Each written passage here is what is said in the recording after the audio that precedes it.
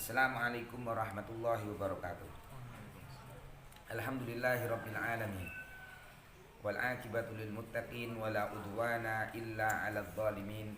Wassalatu wassalamu ala sayyidil mursalin sayyidina wa maulana wa habibina wa syafi'ina Muhammadin sallallahu alaihi wasallam wa ala alihi wa ashabihi wa man tabi'ahum bi ihsanin ila yaumiddin, amma ba'du. Pada pertemuan kali ini kita akan mengkaji tentang pengenalan tentang aswaja atau ahli sunnah wal jamaah, dimana pelajaran ini, materi ini diambilkan dari pelajaran ahli sunnah wal jamaah ke NU-an kelas 3 Sanawi.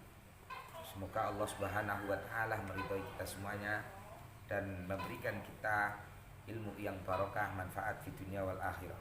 Amin Allahumma amin.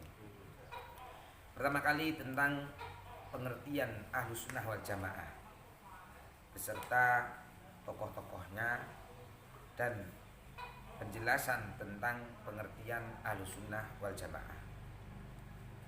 Jadi kita ini hidup di dunia Islam ini seringkali mengenal aswaja atau Ahlus Sunnah wal Jamaah. Kalau kita searching di Google, pasti apapun suatu isu itu bisa dikaitkan dengan menurut paham Ahlus Sunnah wal Jamaah. Karena apa? Ya, definisi aswaja ini sangat penting dan diperebutkan oleh banyak golongan lantaran ada beberapa rujukan hadis yang melegitimasi atau menguatkan bahwa Ahlus Sunnah wal Jamaah itu adalah al-firqah an-najiyah, yaitu golongan yang dipastikan selamat. Ini karena apa? Karena golongan ini mendapatkan kesaksian oleh Rasulullah SAW bahwa ini adalah ahlul haq, golongan yang benar dan dipastikan masuk surga. Di mana dalam riwayat sebuah hadis yang diriwayatkan oleh Imam Tabarani bahwa Rasulullah SAW telah bersabda, "Walladzi nafsi Muhammadin biyadihi lataftariqu ummati ala salasin wa sab'ina firqatan fawahidatun fil jannati wa sintani wa sab'una finnar." Qila man hum ya Rasulullah? Qala Ahlus Sunnah wal Jamaah. Jadi suatu ketika Rasulullah SAW telah bersabda, "Demi jiwaku Muhammad, di bawah kekuasaan Allah Subhanahu wa taala benar-benar terpisah umatku sebanyak 73 golongan. Adapun yang satu itu di surga, selainnya yang berjumlah 72 itu di neraka." Ada sebagian sahabat yang bertanya, "Siapa mereka ya Rasulullah?" Rasulullah SAW menjawab, Ahlus Sunnah wal Jamaah. Dalam riwayat yang lain, hadis yang lain, tapi tidak menyebutkan Ahlus Sunnah wal Jamaah, itu Rasulullah SAW bersabda, "Sataftariku ummati." Umatku akan terpecah sebanyak 73 golongan. Atau sebelumnya disebutkan bahwa umat Yahudi terpecah 71 golongan, umat Nasrani terpecah 72 golongan, dan umatku akan terpecah menjadi 73 golongan. Ini. Jadi illal wahid, kecuali satu, dan semuanya kulluhum finnar, semuanya itu di neraka, illa wahid, kecuali satu saja, yaitu adalah beliau mengatakan ma'ana alaihi wa ashabi, yaitu mereka golongan orang-orang yang senantiasa berpegang teguh ma'ana alaihi wa ashabi, berpegang teguh pada jalan hidupku dan para sahabatku. Kalau itu masih secara penjelasan terkait dengan hadis yang pertama itu tentunya, bahwa yang pertama jelas-jelas bahwa yang selamat itu adalah Ahlus Sunnah wal Jamaah. Jadi ini menunjukkan bahwa hanya satu golongan yang dipastikan masuk surga, ya, yang dipastikan masuk surga, di mana Kanjeng Nabi Muhammad SAW menyebutkan bahwa umatku, dalam arti umat dakwah yang jumlahnya tidak terbatas mulai semenjak beliau diutus sampai yaumul kiamah, itu akan terpecah menjadi 73 golongan. Yang selamat hanya satu, ya, satu ini adalah mereka yang yaitu Ahlus Sunnah wal Jamaah, yaitu orang yang otomatis mengimani Rasulullah dan menjalankan ajarannya, dan juga mengimani Rasulullah SAW beserta menjalankan amalan-amalan yang telah dicontohkannya serta yang dicontohkan oleh para pengikutnya Rasulullah SAW. Makanya ketika Rasulullah SAW memberikan petunjuk bahwa hanya Ahlussunnah wal Jamaah saja yang masuk surga, akhirnya golongan-golongan saling berebutan. Mereka menginginkan agar mereka menjadi bagian daripada Ahlussunnah wal Jamaah. Karena memang masih general sekali, masih secara umum sekali definisi mengikuti atau Ahlus Sunnah, orang yang mengikuti sunnahnya Rasulullah SAW wal Jamaah dan mengikuti sunnahnya para sahabat, ini masih general sekali, sehingga sulit bagi kita terkadang membedakan mana yang benar-benar aswaja, mana yang tidak. Nah, ini terlebih ketika muncul banyak sekali kelompok-kelompok atau firqah-firqah di dalam Islam sendiri, di mana kelompok-kelompok ini kadang mengaku aswaja, tapi kenyataannya memberikan pemahaman-pemahaman yang berbeda dengan pemahamannya para sahabat dan yang disampaikan oleh Rasulullah SAW. Sehingga NU sebagai Jamiah Nahdlatul Ulama, sebagai jamiah terbesar di Indonesia yang dipimpin oleh para kiai, perlu kiranya menjelaskan siapa mereka itu Ahlus Sunnah wal Jamaah.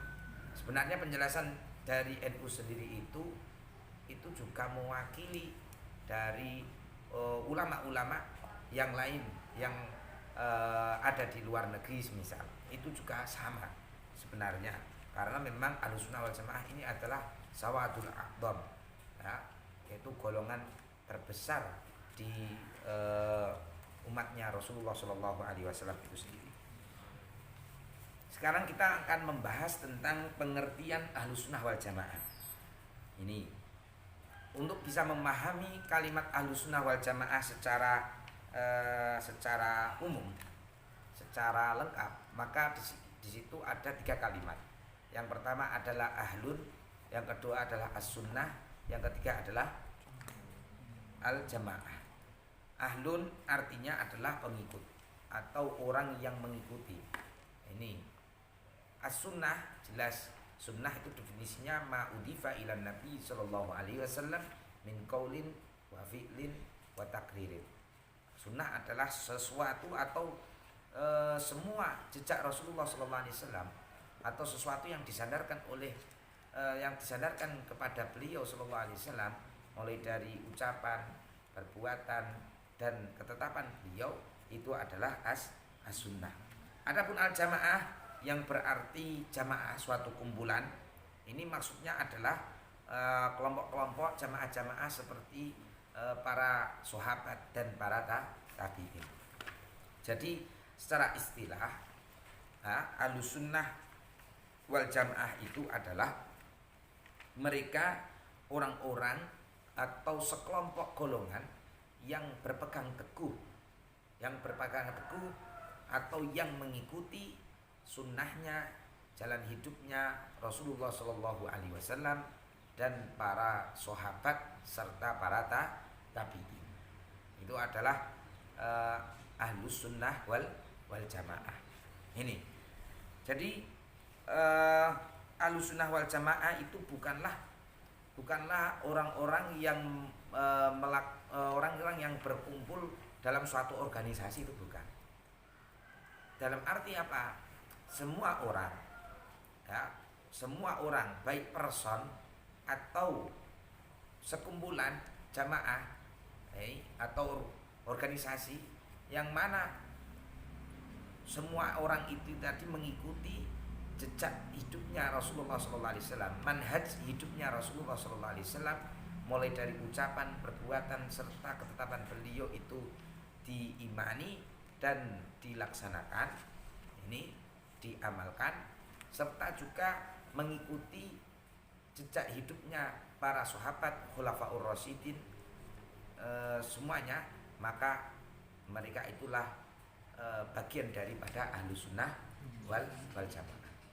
Itu berarti mereka orang-orang yang bertentangan dengan metode hidupnya Rasulullah SAW, jalan hidupnya Rasulullah SAW, ya, dan para sahabat, ya, khulafaur rasyidin atau dilanjutkan para tabiin, maka mereka bukanlah ahlu sunnah wal jamaah. Ini baik dari sisi pemikiran ataupun dari sisi ajaran. Ini baik sisi amaliyah atau dari sisi ilmiah. Jadi harus benar-benar satu paket. Makanya Ahlus Sunnah wal Jamaah itu bukan hanya mereka yang hanya mengakui Rasulullah SAW tapi mengesampingkan sahabat atau sebagian dari sahabat. Ya, seperti Syiah, mereka ini hanya mengimani beberapa sahabat, ya, mengimani Rasulullah dan meyakini serta mendukung beberapa sahabat, tapi mereka ini memusuhi sahabat yang lainnya. Tapi kalau kita sebagai Ahlus Sunnah wal Jamaah harus juga mencintai Rasulullah SAW sekaligus para sahabat-sahabatnya radhiyallahu anhum semuanya tanpa terkecuali. Ini karena apa? Karena kecintaan kita kepada Rasulullah SAW beserta para sahabatnya itu adalah seperti dua sisi mata uang yang tidak bisa terpisahkan. Yang mana apabila satu sisi rusak, maka tidak berlaku mata uang tersebut. Ya. Jadi kecintaan seseorang yang hanya cinta sama Rasulullah tapi benci sahabat, berarti kecintaan tersebut rusak. Karena cinta sahabat dengan cinta Rasulullah SAW itu dua sisi mata uang. Dalam arti cinta di sini ya mencintai semua perilaku atau tindakannya para sahabat dan Rasulullah SAW itu sendiri. Oleh sebab itu Rasulullah SAW dawuh, alaikum bisunnati, senantiasa berpegang teguhlah kalian dengan jalan hidupku, wa sunnati khulafair rasyidin, dan senantiasa berpegang teguhlah kalian dengan sunnah atau jalan hidupnya khulafair rasyidin al-mahdiyyin yang mendapatkan petunjuk. Abu alaiha bin nawajid, ya, gigitlah, berpegang teguhlah, sampai diibaratkan gigitlah dengan geraham, dengan gigi geraham. Maksudnya apa? Dengan benar-benar kuat dalam menjaga atau mengikuti sunnahnya Rasulullah SAW dan sunnahnya para khulafaur rasyidin dan para sahabat. Ini makanya ya Ahlus Sunnah wal Jamaah itu ya adalah mereka yang senantiasa memegang teguh ajarannya Rasulullah SAW beserta ajarannya para sahabat. Ajaran di sini sahabat maksudnya bukan kok sahabat memiliki ajaran sendiri, tidak, tapi sahabat itu lantaran melihat apa yang dilakukan oleh Rasulullah SAW. Tentu mereka ini dalam menafsiri sebuah nas, ya, dalam memahami agama mereka ini sangatlah sempurna. Ini lengkap. Ini. Adapun menurut sebagian ulama, ya, seperti Imam Izzuddin bin Abdissalam, itu yang namanya Ahlus Sunnah wal Jamaah ini adalah mereka, kalau sekarang ini adalah mereka Asy'ariyah, para pengikut Asy'ariyah, para pengikut Imam Abu Hasan al-Asy'ari, dan wal Maturidiyah, para pengikut Imam Abu Mansur al-Maturidi, serta ahlul hadis. Ahlul hadis ini maksudnya apa? Sebelum Imam Abu Hasan al-Asy'ari dan Imam Abu Mansur al-Maturidi hidup, itu kan ada banyak generasi-generasi sebelumnya. Apakah mereka ini bukan aswaja? Mereka aswaja ahlul hadis. Ya, ahlul hadis ini juga aswaja, orang-orang ulama-ulama yang hidup sebelum eranya Imam Abu Hasan al-Asy'ari dan Imam Abu Mansur al-Maturidi, ini juga aswaja. Dan yang keempat itu adalah para fuqaha yang diwakili oleh Imam Hanafi, Imam Maliki, Imam Syafi'i, dan Imam Hambali ini tadi. Ini jadi definisi ini adalah Ahlussunnah wal Jamaah adalah mereka, ya, para pengikut Asy'ari dan Maturidi, serta ahlul hadis, dan para pengikut fuqaha, para pengikut madzhabul arba'ah. Ini termasuk imam-imamnya jelas ini.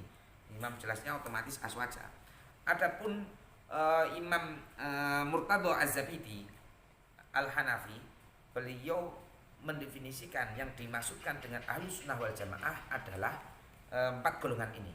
Yang pertama adalah al-muhaddisun, yaitu orang-orang yang ahli hadis yang belum ada madhab saat itu, serta as-sufiyah, yaitu orang-orang sufi, orang-orang yang salik, orang-orang yang senantiasa membersihkan diri mereka dan hati mereka untuk mendekatkan diri kepada Allah Subhanahu wa taala. Terus Asy'ariyah, orang-orang golongan yang mengikuti Imam Abu Hasan al-Asy'ari, wal Maturidiyah, dan golongan mereka yang mengikuti Imam Abu Mansur al-Maturidi. Ini adalah definisi daripada Ahlussunnah wal Jamaah. Nahdlatul Ulama secara mudah mendefinisikan aswaja. Siapa aswaja? Aswaja adalah mereka golongan, suatu perkumpulan atau golongan atau personal sekalipun yang dalam berakidah mengikuti, ya, salah satu dari 2 imam, yaitu Imam Abu Hasan al-Asy'ari dan Imam Abu Mansur al-Maturidi. Adapun dalam berfikih, dalam beribadah, fikih itu adalah mereka yang mengikuti salah satu daripada madhab 4, imam madhab 4, baik imam Hanafi atau Imam Maliki atau Imam Hambali atau Imam Syafi'i radhiyallahu anhu. Adapun dalam bertasawuf itu mengikuti Imam Junaid al-Baghdadi dan Imam al-Ghazali. Pada intinya definisi seperti ini tidak hanya diambil oleh Jamiah Nahdlatul Ulama, tapi dimanapun berada, ya, kita hidup di manapun, apabila benar-benar manhaj berislaminya itu benar, maka seluruhnya sepakat dengan mendefinisikan Ahlussunnah wal Jamaah adalah mereka yang mengikuti imam-imam tadi itu tadi. Jadi ini bukan karangan daripada Jamiah Nahdlatul Ulama itu sendiri, karena memang ini mendapatkan petunjuk dari para imam-imam itu sendiri. Nah ini, jadi Ahlussunnah wal Jamaah ini, ya, ini penting untuk diketahui itu tadi. Dan alhamdulillah sedikit tadi kita sudah menyinggungnya. Sekarang kita mengenal sedikit tokoh-tokohnya. Ya, tokoh Ahlussunnah wal Jamaah yang paling terkenal, yang paling dikenal, ya, khususnya kalau berbicara akidah, ya tadi Imam Abu Hasan al-Asy'ari.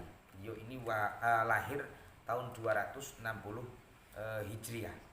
Beliau ini lahir pada tahun 260 Hijriah.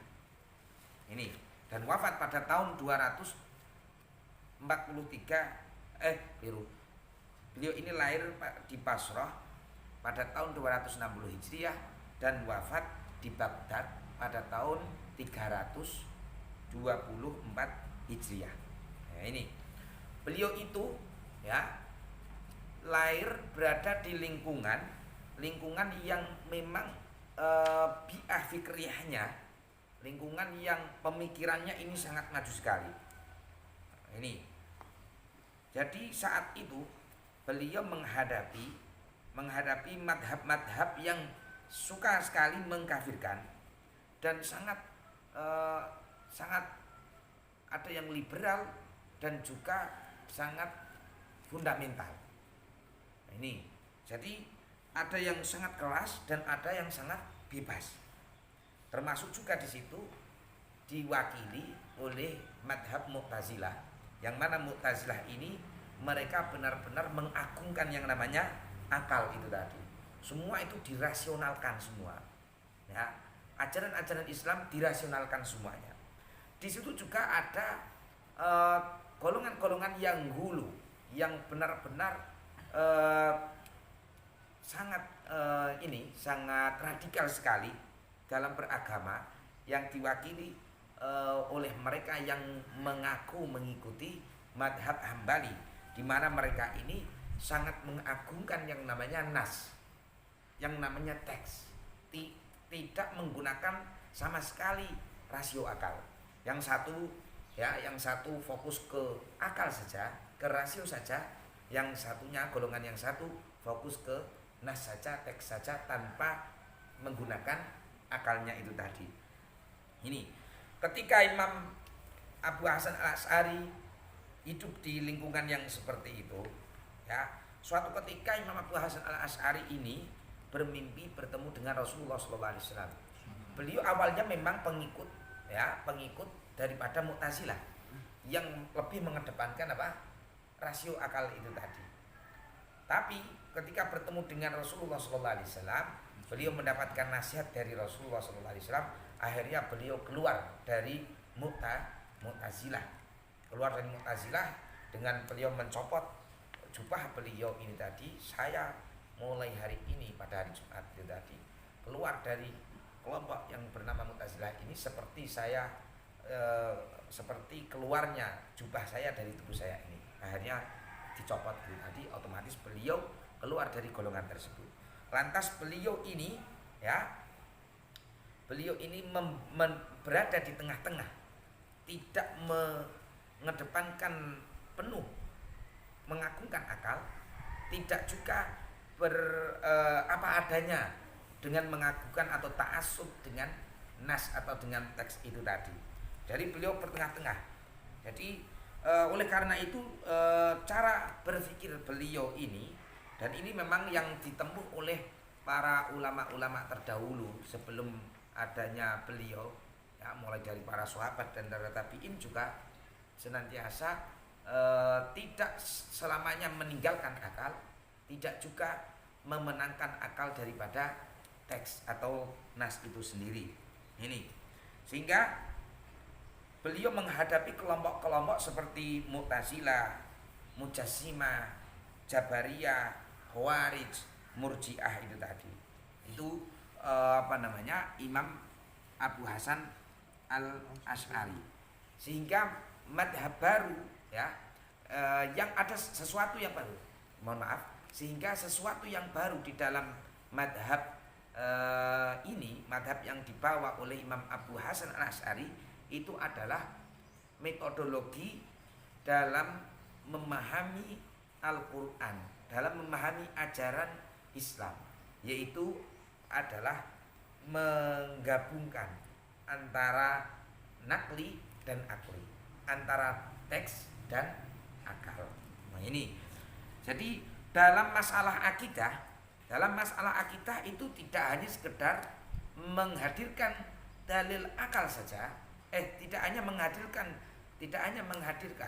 Saya ulangi lagi, dalam akidah Imam Abu Hasan Al-Asy'ari itu tidak hanya menghadirkan dalil teks atau nakli saja, tetapi beliau mengimbangi atau menambahi atau menguatkan dengan dalil-dalil akli, ya, dalil-dalil mantiki akli. Supaya apa? Supaya menghasilkan pemahaman keimanan yang sangat kuat sekali, ya, supaya benar-benar kuat tertanam dan bisa diterima oleh setiap manusia.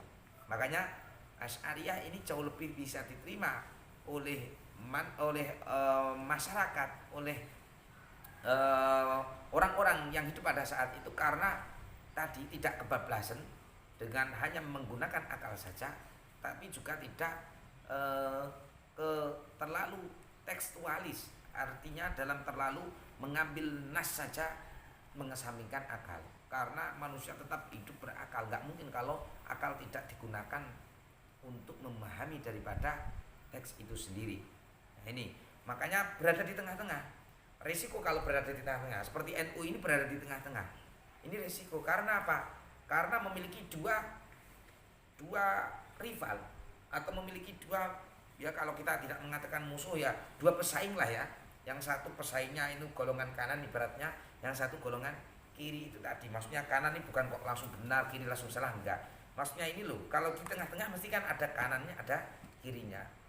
Ya, ini kalau ke kanan sedikit, yang kiri musuhi, gitu kan? Yang kiri musuhi. Kalau menyetujui yang kiri dikit, yang kanan musuhi. Makanya seringkali seperti NU ini diserang dari berbagai arah itu tadi. Nah, itu tidak ada masalah lah. Intinya itu yang memberikan kelebihan, suatu kelebihan daripada Ahlussunnah wal Jamaah atau Aswaja itu sendiri. Yang kedua, Imam Abu Mansur Al-Maturidi, di mana beliau ini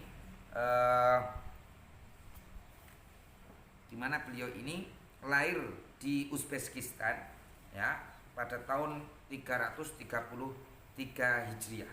333 Hijriah. Ini mohon maaf keliru. Ya, ini salah cetak ini mesti ini. Tidak ada, beliau ini dilahirkan 333 Hijriah. Beliau itu Imam Abu Mansur Al-Maturidi itu wafatnya itu 333 Hijriah. Adapun lahirnya ini kurang lebih antara tahun 233 sampai 247 ini tadi. Ini. Itu adalah Imam Abu Mansur Al-Maturidi. Intinya apa? Intinya madhab Ahlussunnah wal Jamaah ini ya, itu adalah madhab yang mana berjalan di bawah daripada nasihat Rasulullah SAW untuk senantiasa selain berpegang teguh pada ajarannya Rasulullah SAW dan para sahabat, itu juga menghindari yang namanya perpecahan, yaitu sesuai dengan apa yang disabdakan oleh Rasulullah SAW, alaikum bil jamaati wa iyyakum wal furqata fa inna syaitana ma'al wahid wa huwa minal isnaini ab'ad man arada buhatal jannati falyalzam al jamaah. Jadi kita sebagai orang muslim apabila ingin selamat, maka kita juga harus bergabung dengan Aswaja Ahlussunnah wal Jamaah sebagai sawadul a'dham, kelompok terbesar dalam Islam ini. Karena apa? Karena memang di dalamnya terdapat banyak sekali tokoh-tokoh para ulama di dalamnya itu tadi. Dan pesan Rasulullah, kita harus senantiasa bersama orang banyak itu tadi, jamaah, dan kita diwasiati untuk tidak berpisah. Karena apa? Setan itu ya bersamaan dengan satu orang jauh lebih dekat. Tapi kalau sudah bersama dengan dua orang, jauh setan akan semakin menjauh.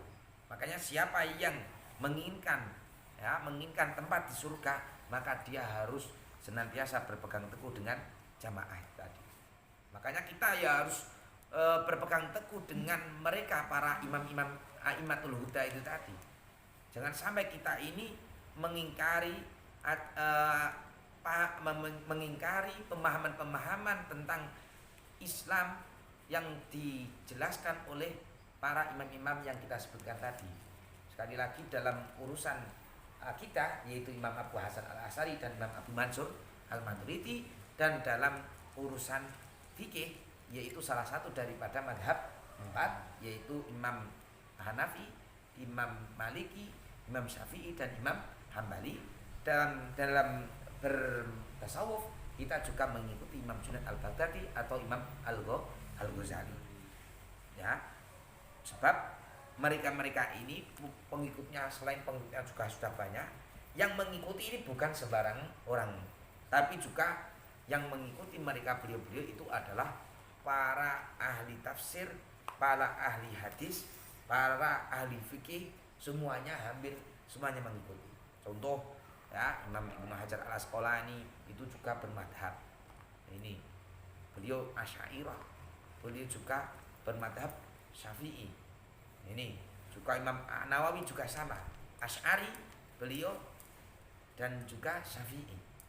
Ini jadi kita harus yakinlah ya, sebagai orang Islam di Indonesia ini nggak usah ragu lagi dengan Jamiah Nahdlatul Ulama yang telah merumuskan daripada siapa itu mereka Ahlussunnah wal Jamaah.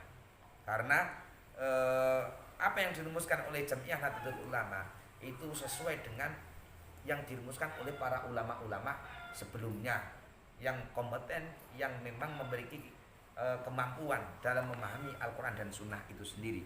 Jadi tidak usah ragu menjadi bagian dari Jamiah Nahdlatul Ulama itu sendiri. Itu yang bisa disampaikan, itu yang bisa saya sampaikan pada pertemuan kali ini. Pertemuan pertama, semoga barokah dan manfaat. Insya Allah besok kita akan membahas tentang manhajul fikr atau metode berfikirnya Jamiah, metode berfikirnya Aswaja, ya Aswaja An-Nahdliyah tentunya ya, dan juga ajaran-ajaran Ahlussunnah wal Jamaah. Ini insyaallah semoga Allah Subhanahu wa taala meridhoi kita semuanya. Wallahu muwaffiq ila aqwamit thoriq. Wassalamualaikum warahmatullahi wabarakatuh.